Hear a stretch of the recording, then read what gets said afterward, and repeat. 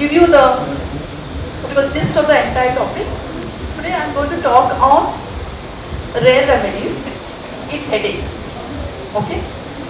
In every class, every organon teacher or our homeopathic teachers put into your mind, this lecture is basically for the students because I see a large amount of registrations for students, that we are told to take the entire totality.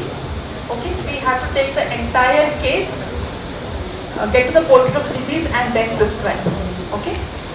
So before I begin my lecture, I would like to put a disclaimer.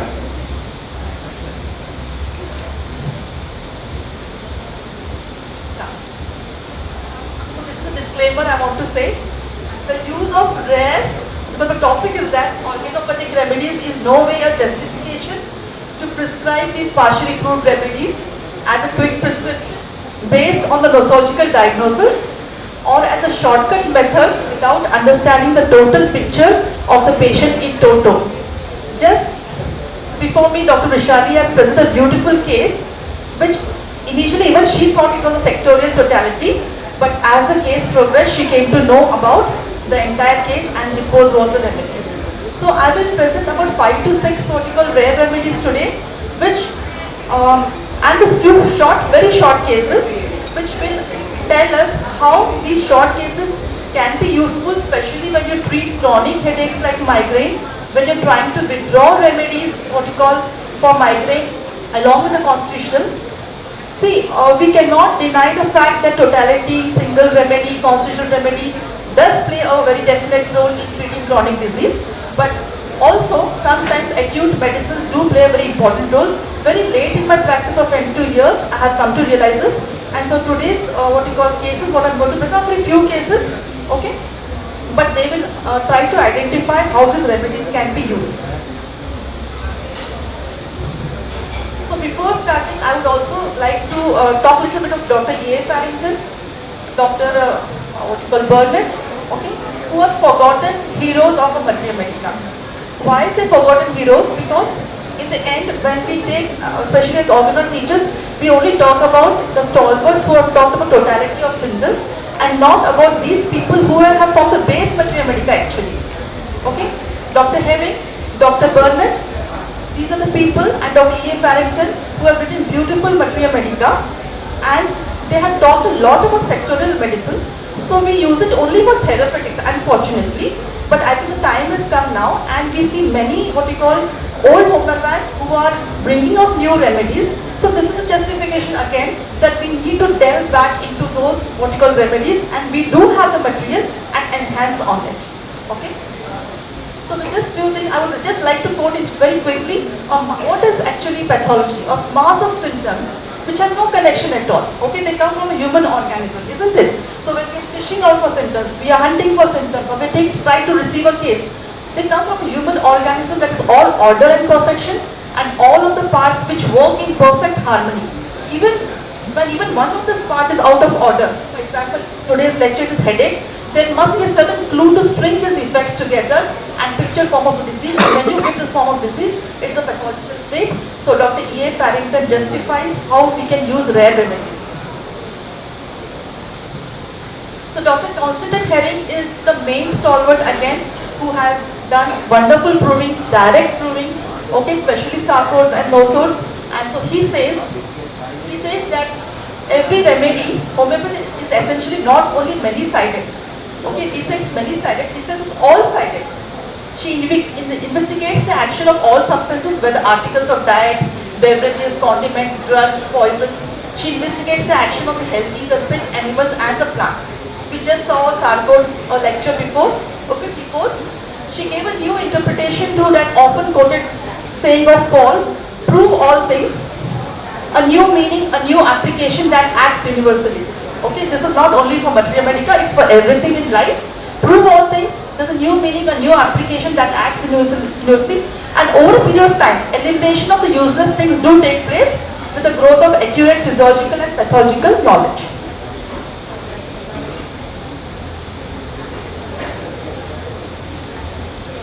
So I will not bore you more, just one more, because I don't want to miss out Burnett, because he's one of my favorite books which I always refer to.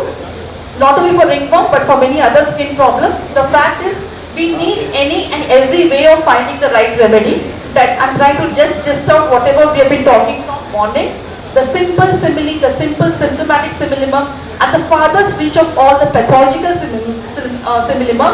And he says, I maintain that we are still well within the lines of homeopathy. Okay? That is expansive, progressive, science fostered and science fostering. Unfortunately, we cannot prove, or we do not have that patience of our what you call earlier provers, where proving has been done so extensively unimaginable in today's world with a fast life. But this is what even Burnett has given us a scope, that we have remedies which can be still proved further, including the rare remedies what I'm talking about today. So here I will, in my cases, I will not talk much about the dosage, but why did I put up this basic slide? Because every teacher of what you call materia medica, after every lecture, the student's first question they will ask is, what potency did you give ma'am or sir? Okay? So especially in rare remedies is still more difficult. First of all, because we don't get the rare or the organopathic remedies very easily in our clinic or in the pharmacies, first thing. And secondly, because most of the remedies that we give in the pathological state. Okay, so according to Stuart Close, he says the more similar the remedy, the more clearly and positive symptoms of the patient take on the peculiar and the characteristic symptom of the remedy, the greater the susceptible remedy. So sometimes, especially you as students, now you are interns and students, when you give a remedy, you are very surprised. I didn't take the whole case, but when I gave this remedy, I got some result. So why did you get the result? That is how, because the partial susceptibility of that remedy has been fulfilled, and because of that, you have got a proper result. Okay? So 5 minutes more. Yeah. The first remedy I would like to talk to dear friends, amyl nitrosum. Okay, it's a remedy which is a vasodilator, rapidly dilates all the arterioles, produces heat and throbbing, lot of flushing, and it is almost similar like what you call lacasis.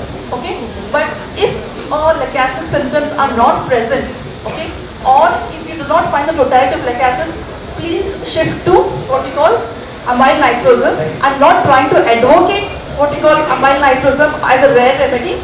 The reason being, we should not also abuse our polycrest remedies. Okay? Just in the quest of finding a similimum, don't keep on harping, I need to find a hole. I'm talking entirely opposite today. Okay, for the time we're talking. We don't have to harp on those, but only what we call a chronic or a portrait of a disease. Sometimes acutely we have to give. The next case of amyl nitrosum, I will just let you know. This lady came to me. Okay? She came to me, a female aged 47 years with menopausal complaints. So after taking the case for 5 minutes, because she was in no condition to sit with the type of throbbing headache she had, she said, just give me some remedy doctor, within half an hour I should be alright, I just cannot tolerate it.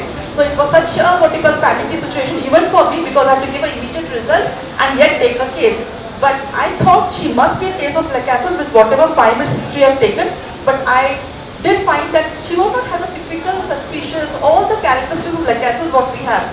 But I did have amyl nitrosum with me, gave her in 200 potency, 30 potency, okay, EID for a fortnight. I said, I really cannot help you out, you please go and take a vasograin, but please take this remedy and meet me after 15 days for a proper case. And wonder of wonders, she had taken only one vasograin that time, and every third, fourth day she used to get this headache. She didn't get it for the next 14 days, and 15 days she came to me. And so that was the beauty of this particular rare remedy, which I never thought would help. I thought lacasis is the remedy, okay?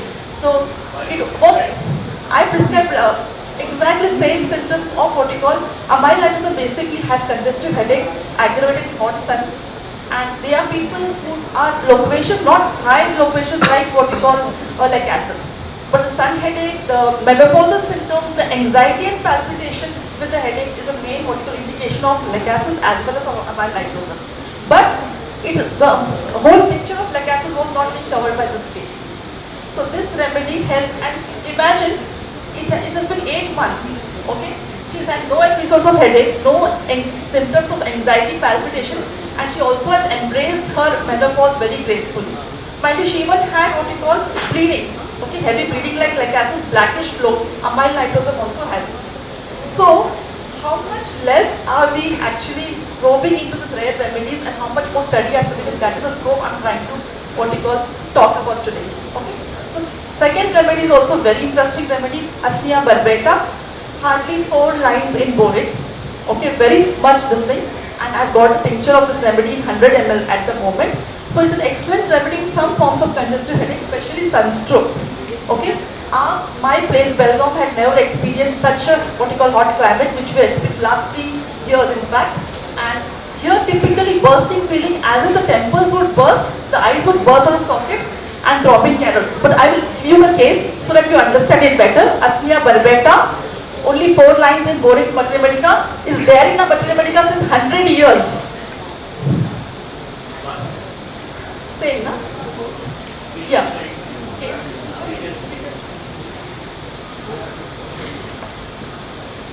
We'll put it in the distance. So Asnia barbata, a young lady, 22 years, she was a person for aquaguard. Okay? She used to sell aquaguards and she used to stand on the street corners and display her aquaguards and invite customers to, because she used to market it that way. Okay, that was the policy of the company, aquaguard company, what we have the filters. Okay, and since she had started her job, it was only 2 months and she was getting this headache. And this is the only totality that she gave to me when she came to me. Remember, just like asthmatics, headaches, also just walk into your clinic. देखो homeopathy slow है, लेकिन आप मुझे जल्दी result देंगे, मैं बाद में आके केस दूंगी और give me good result. That is how they say. Side effects नहीं होने चाहिए, किडनी फेल नहीं होनी चाहिए, मेरे को फ्लोसिन ले लेके बस हो गया. So they had come with that anxiety, you know. So you tend to what you call at the moment slowly, when since I am doing these things, few 5-6 remedies have become favorites. We should not use the word favorites as homeopaths. Okay, that's not a big crime, but it's not right. So the only totality presented was bursting feeling as if the temples would burst. She was prescribed Asnia barbata in tincture form. Okay, 2 drops in half cup of water every half hourly whenever the headache came. I told her take this tincture and go home. Okay, because she said I only want the headache to come down. I don't have any other complaints. So what do? You cannot say I can't give you medicine. Okay, just 2 to 3 drops relieves her every time. She takes what you call Asnia barbata, and the magic is she's completely off for allopathic medicines again. She used to take a painkiller, crocin, pain relief, red one, she had told me. So that is one more very important case. Belly lotus, I think most of the senior practitioners use this in and out. It's for the juniors. Now, this belly lotus is again a congestive headache. You will say so many congestive headaches only you're talking about. You have Sanquina, you have belladonna, you have so many medicines, right? But the difference of belly lotus is there is heavy oppressed feeling, frontal throbbing headache. Okay, and one thing what relieves this headache is relieved by epistaxis or menstrual flow. Now here the miasm also is fixed in a rare remedy, so that becomes very difficult for us, because by menstrual flow if it is relieved, it is a sodic manifestation or tubercular manifestation. If it's relieved by epistaxis, which is an abnormal, this thing is by psychosis.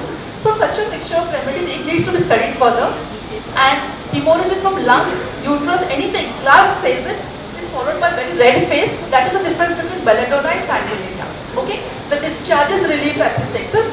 So this case is very, I'll just take 1 more minute, but this case is very important because this case has taught me, I thought I'm going to give a rare remedy, but it has also what you call acted as a constitutional remedy.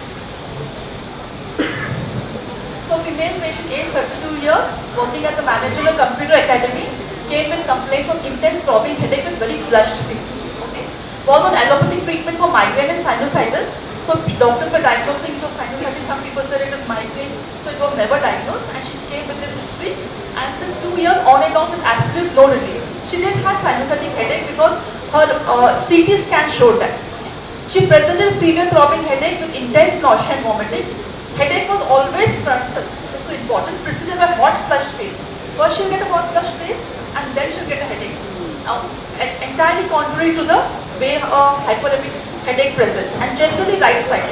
So again, you think it is sanguinea or belladonna with morning aggravation, and when traveling to work, so that was very obvious. At 9 o'clock she would leave her house on the Luna, and then her headache would start because the sun would be on top of her.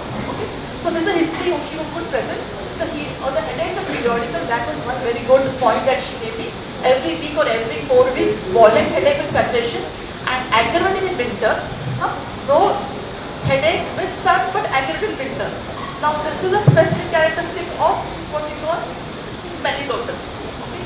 And by aggravated motion and aggravated thinking, overthinking, because she was a salesperson, she had to sell so many aquaguards per day, what you call take the thing together. So aggravated by menstrual flow, lying down and by talking, this was something very, this thing, for not aquaguard cases, this was a computer case. Okay, she was a manager of the computer academy, and whenever she was counseling the students to take them into the academy, she used to say my headache would disappear.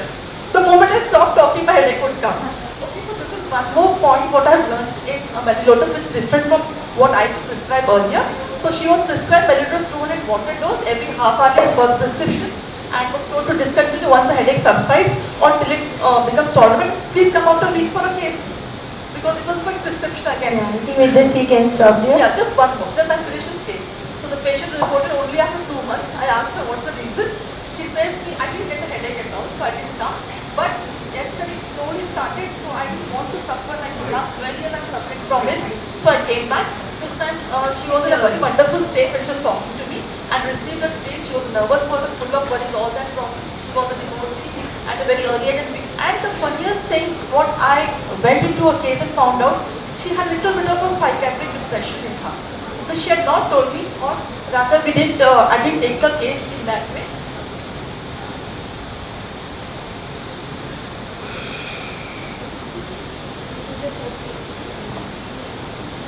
She had delusions as if she'll be arrested. Okay? Everyone was looking at her. She wanted to go home, especially when she used to go to the computer office, which she was working from last few months, was suspicious and fault finding, believed in a lot of what you call magic. I'm going fast, but when I took the case, it was a slow process. In 1 hour, I could go through. It had ruined her marriage actually, because of that she was a divorcee, because her husband could not tolerate all these things. But she weeps but has no depression remorse. She was weeping in front of me like a Palestilla, okay, very pretty looking girl, but she had no remorse, absolutely no remorse. And that is one feature I found in Clark Hazard, okay. She was prescribed mellitus 1 1 dose as second prescription and asked to follow up after a month or so. She had no single episode of headache, and so was given placebo for a couple of months as a third prescription. So no episode of headache till date, almost a year and a half now. Mellitus alba has acted as an acute as well as a chronic in this case. Thank you. So we have uric acid, Dr. Garge has already completed it, and we have anosmodium, headache always with what we call eye symptoms. You have epiphagus, he has completed that also, and the last case was epiphagus actually. So I think this 3 remedies sir has already covered. Thank you.